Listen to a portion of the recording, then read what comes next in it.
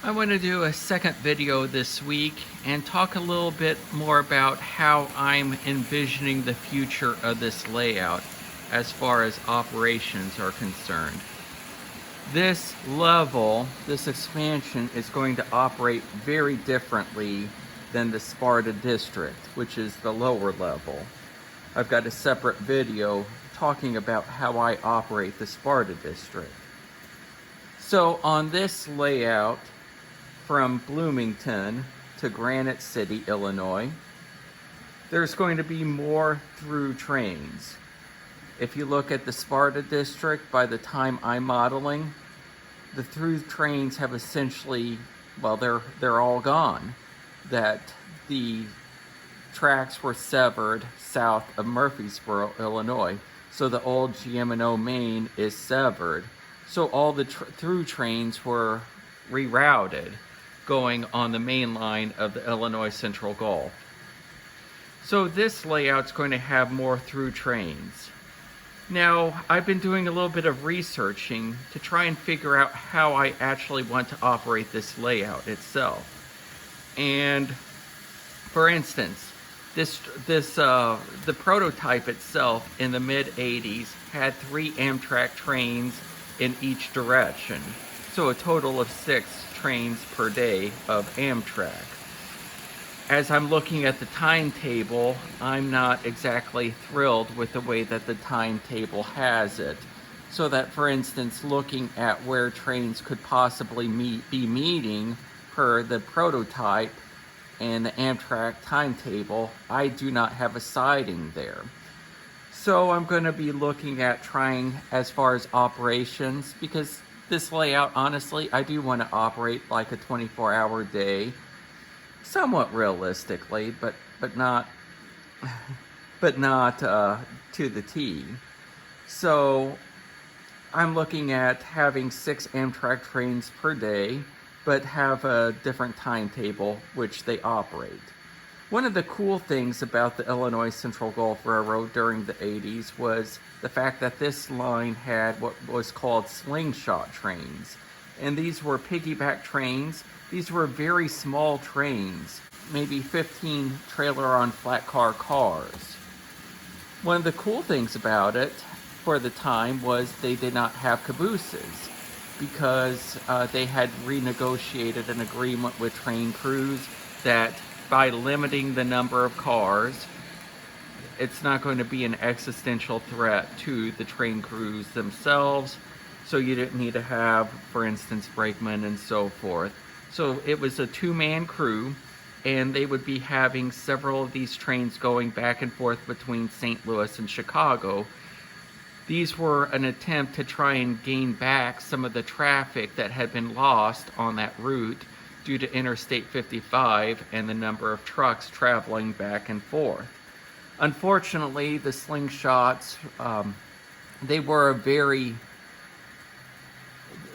really neat idea, but the idea with the Illinois Central Gulf management, from what I read, is that there would be cars available throughout the day, and so by having several of these trains operating between St. Louis and Chicago per day, you're going to be picking up a lot of traffic.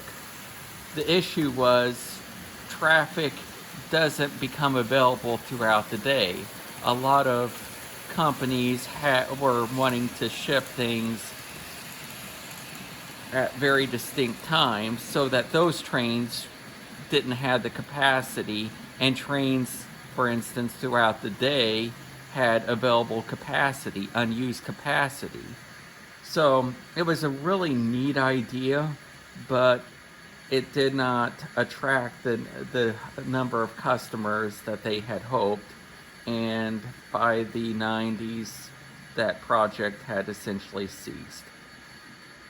So I do want to be having a local or 2 in each direction on this train layout. So there'll be a couple through trains as well each way, and a coal train each way.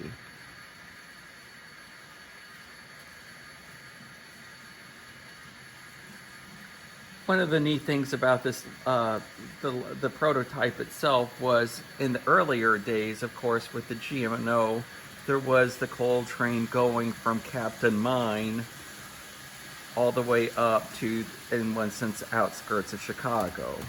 So in one sense, I may be having a Commonwealth Edison train going through from Captain Mine. Even after that contract had ended at Captain Mine, occasionally there was a spot train that was sent up to the Commonwealth Edison complexes simply due to demand of coal. Perhaps depending upon when I'm looking at modeling, maybe a grain train. And then of course we're going to have a train for the refinery as well as for the steel plant. As well as, of course, we've got Conrail. So I can be modeling a few different types of Conrail trains that might have been going through from the St. Louis to Indianapolis area. So in one sense, as I'm trying to figure out the number of trains that would be coming through on a daily basis, what I'm calculating is 6 Amtrak trains, maybe 4 or 6 of the slingshot trains, which I need to get more trailer on flat car cars in order to model that. We're going to have a couple of locals, a couple of through trains each direction, a coal train, maybe a grain train, as well as then the train for the refinery and steel. So I'm looking at, what is that? It's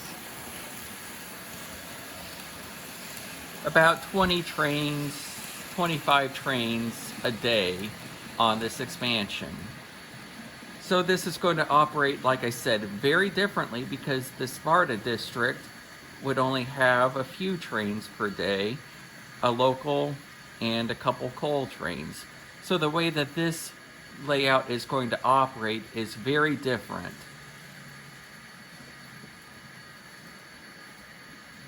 Unfortunately, there's a lot I do not know about this line throughout the 80s. I'm very curious about the mix of traffic. So like I said, I've done some research as far as the prototype, but there's still so much I do not know. So if anyone knows about, for instance, the Conrail trains and what kind of traffic they had on this line throughout the 80s, if someone wants to tell me about the Illinois Central Gulf and kind of the mix of traffic that was found, that would be greatly appreciated.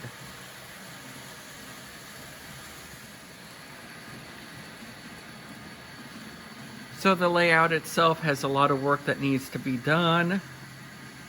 Honestly, I'm in no hurry as far as scenery is concerned. I want to continue working through the buildings and just simply enjoy running trains for a while. That's the cool thing about this hobby. You can work on certain things and then just kind of take a break and just enjoy what you've been doing. And that's kind of where I am right now. I'm just working on buildings and just wanting to take my time, make sure the track works appropriately, make sure that the track plan is truly operational. So thank you very much for watching. I hope you have a wonderful week.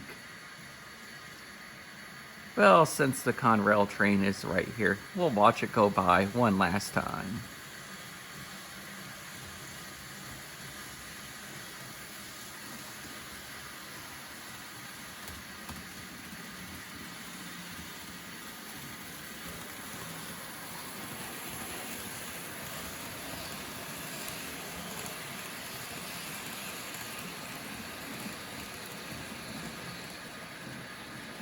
Thanks for watching.